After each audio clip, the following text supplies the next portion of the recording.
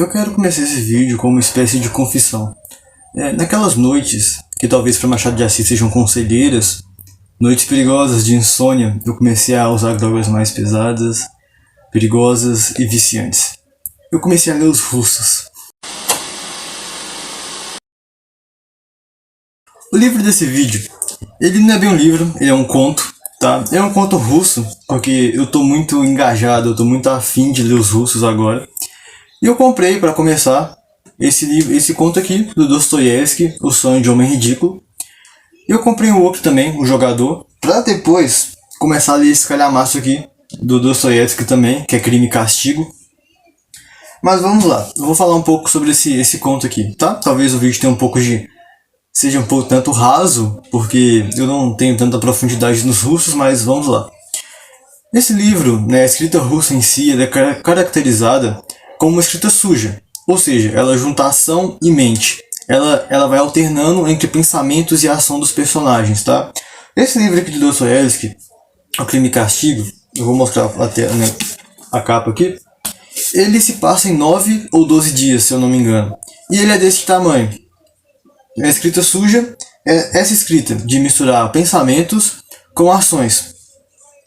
E esse conto aqui do Dostoiévski, ele é um conto muito interessante porque ele também é sobre essa vontade de se matar, a vontade de suicidar, que tem no Sofrimento do Jovem Werther. Só que aqui, esse personagem ele tem uma percepção de mundo muito diferente. E vocês vão entender como é diferente, tá? Ele narra em primeira pessoa o conto. Começa o conto como se fosse um relato de acontecimentos que já se passaram. E ele começa o conto assim: eu sou um homem ridículo e agora eles me chamam de louco. E ele sabe que ele é ridículo, sabe? A gente vê que ele é ridículo desde que ele nasce. A gente não sabe se é porque ele nasceu de alguma família ou de alguma questão, mas ele é ridículo. Ele é ridículo e ele se sente ridículo, ele sabe que ele é ridículo. Mas ele se fala assim: olha, eu sou ridículo, mas eu tenho um orgulho muito grande porque eu tenho a verdade. E até então a gente não sabe qual verdade é essa. E a narração desse livro, ela é um tanto sem graça, ela é um tanto fria, um tanto chata, mas essa é a intenção de Dostoiévski, porque esse personagem ele é apático, ele não tem sentimentos sobre a morte, ele não tem sentimentos sobre a vida, e o que nos faz ver que a gente não vê mais a morte como a gente vê em Werther. A gente vê a morte agora como a gente vê nesse homem. E a morte é sem graça. A morte é como se fosse somente um fim, sabe? Somente um nada. A gente não vê toda essa emoção que tem em Werther. E aí eu lembrei de Schopenhauer de novo, no livro dele que fala sobre o mundo como ideia e vontade. No vídeo passado eu falei sobre a vontade. Eu lembrei sobre a ideia, quando eu estava lendo isso, que é o seguinte: a forma que você vê o mundo é a forma que o mundo vai ser para você. Ou seja, ninguém vê o mundo com os olhos das outras pessoas.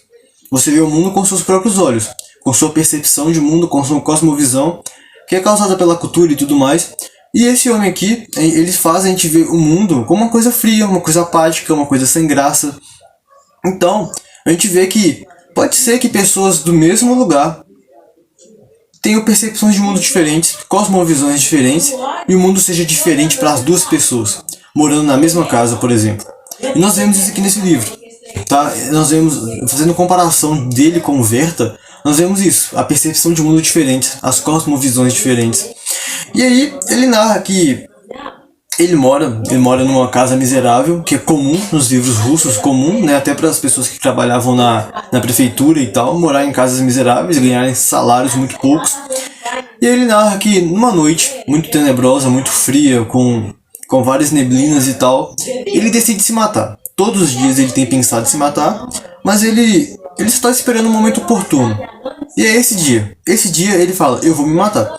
Ele vai para casa dos amigos, conversa, ele fala alguma coisa, as pessoas riem dele, e aí termina a reunião, ele vai embora. E indo embora, ele encontra uma garotinha, que ele narra estando muito desesperada. Ele pensa que a mãe dela está prestes a morrer, porque ela está buscando ajuda. Só que ele não liga para a vida. Ele não liga para a vida. Ele até narra, ele vai falando que, olha, se eu vou morrer, para mim tudo vai acabar, então nada faz sentido mais. Porque aquele dia ele ia morrer, ele ia se matar. E aí a gente entra de novo na ideia de Schopenhauer. Porque, olha, o mundo ia acabar para ele. Nós vemos duas pessoas no mesmo lugar, talvez com as mesmas misérias, tendo percepções de mundo diferentes. A menina, ela luta pela vida, seja pela mãe, seja por algum parente. Ele não tá nem aí pra vida. Então ele fala, olha, eu não vou te salvar, eu não vou te ajudar, porque pra mim não tem nada, não faz sentido nenhum, porque eu vou morrer hoje e tudo vai acabar. O mundo em si vai acabar, mas a vida das pessoas continua. Esse é o detalhe que ele esquece aqui. E ele bate pra menina, que a menina tava muito insistindo, e a menina vai embora procurar outra pessoa. Ele chega em casa, coloca a pistola na mesa e pensa em se matar. Só que ele começa a pensar tanto, começa até a refletir sobre essa questão da menina, e ele dorme. E ele narra que essa coisa de ele dormir, sabe, de súbito, não era normal. Porque ele tinha insônias a ponto dele ver o dia clarear, sabe? E assim, ele dorme e aí ele tem um sonho. Que aí nós chegamos na parte do sonho do homem ridículo. E aí ele tem um sonho de uma criatura misteriosa levando ele para outra terra. Levando ele para uma terra parecida com a nossa, mas outra terra. E aí eu lembrei muito de Machado de Assis, no conto dele, né, O Mundo das Quimeras. A gente vê o poeta Tito, tá lá na mesa também, como esse homem. E ele dorme, e é levado para o mundo das quimeras. Aí tem a verdade, a mentira, e tem várias quimeras assim, né? São fantasias da nossa mente. E aí depois ele volta. Aí eu lembrei muito disso, que quando eu li o conto foi muito legal. E ele chega nessa terra, ele vê que são pessoas como nós, mas elas, assim, elas amam. E lá não tem o pecado original. Então essas pessoas elas conseguem amar, elas conseguem ter tudo em comum, elas cuidam um do bem do próximo. A morte lá naquela terra não era como um fim, mas era uma coisa tranquila. E ele é engraçado porque aqui a narrativa muda. De uma narrativa apática, sem graça, fria, aqui a gente vê admiração. Tem vários pontos de exclamação. Ele sempre pergunta, ele sempre questiona, ele sempre tá admirado com alguma coisa, ele tá empolgado, porque ele conheceu algo novo. Então aqui a gente já vê que a narração dele, a história dele, a escrita dele muda de uma coisa sem graça, e você lê até um tanto devagar, pra uma coisa rápida, uma coisa parece que ele tá narrando com rapidez da emoção do momento, e aí você começa a ler até mais rápido, justamente por isso. E aí a narração mudando, e nós vemos que essa terra, ele tá lá e ele não entende nada. Ele não entende as músicas, ele não entende as palavras direito, ele não entende os gestos, mas ele sente. Ele sente o amor, ele sente tudo que as pessoas sentem ali, e ele gosta de ficar ali porque ele tá sentindo coisas boas. Essa é a questão, ele tá sentindo coisas boas, então ele gosta de ficar ali. E aí ele questiona, ele fala que as pessoas estão achando que aquilo foi um sonho. E ele quer dar uma pista, ele quer dar um argumento que aquilo não foi um sonho. E ele fala com um tanto de tristeza, né, mas atônito ao mesmo tempo, que ele corrompeu todas as pessoas daquela terra. Todas as pessoas ele corrompeu. Começou com uma mentira que pode ser uma brincadeira, ele falando, que começou com uma brincadeira, um mentindo pro outro, e eles pegaram gosto pela mentira.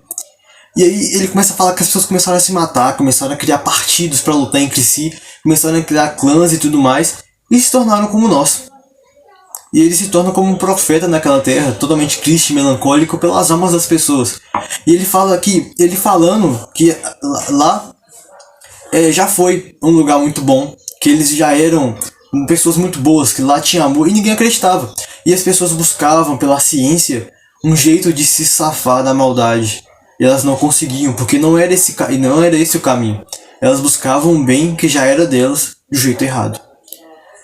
E ele acorda. E ele fala, eu tenho a verdade. Eu vou proclamar a verdade. Ele joga as pistolas fora e não quer mais se matar. E aí ele fala o seguinte, que ele vai pregar a verdade, que ele fala da verdade, mas ele não fala qual a verdade. E ele fala que é um tanto difícil pregar, que ele tá meio relapso na pregação, ele tá meio disperso. E realmente, é uma escrita um tanto dispersa quando ele acorda.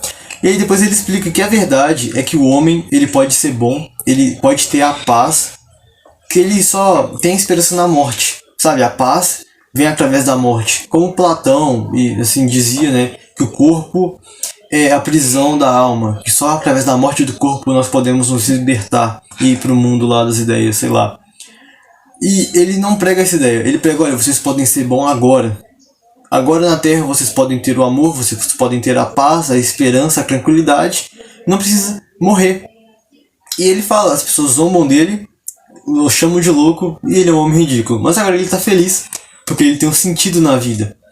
Talvez, como disse Diógenes Cão, que nós somos um povo logocentrista, né, que nós queremos ter sempre o sentido. Agora ele tem um sentido.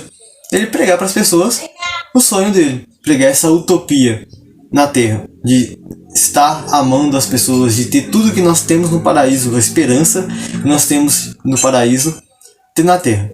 E é assim que termina o livro, tá? Esse é o conto de Dostoiévski.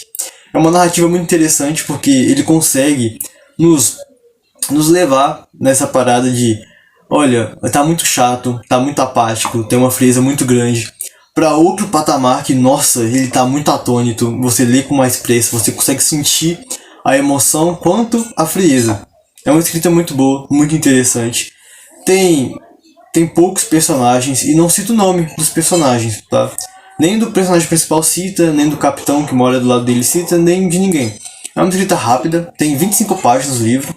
Foi escrito em 1877 por Dostoiévski, tá? E é assim que eu termino a resenha desse livro aqui. Eu espero que vocês tenham gostado.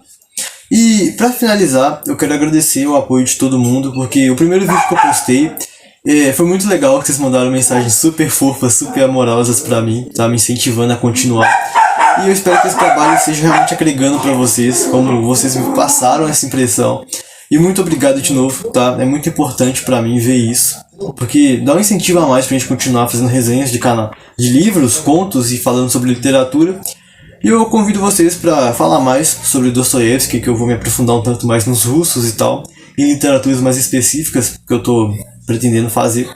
Curte esse vídeo se você gostou e se inscreva no canal para acompanhar.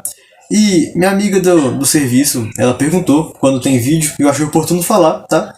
Que vai ser todo sábado agora, todo sábado vai ter vídeo. E é isso aí, e até o próximo vídeo.